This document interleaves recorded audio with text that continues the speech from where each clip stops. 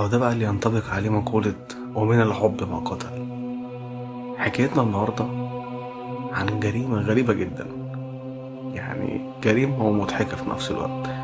في يوم عادي جدا في اسكندرية سنة 2017 قصة حب اتحولت لكابوس مرعب. مروة كانت متجوزة من محمود، حياتهم كلها مشاكل وغيرة وشك، وفي لحظة غضب قررت تتخلص منه بطريقة شيطانية. اشترت علبة أسيد من محل منظفات واستنته يدخل الحمام اللي هي مية النار.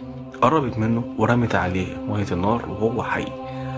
الراجل صرخ صرخة هزت العمارة كلها، حرفيا مفيش حد ما سمعهاش. ولما مسكوها قالت ما كنتش قصدي اقتله، كنت عايز اخوفه بس.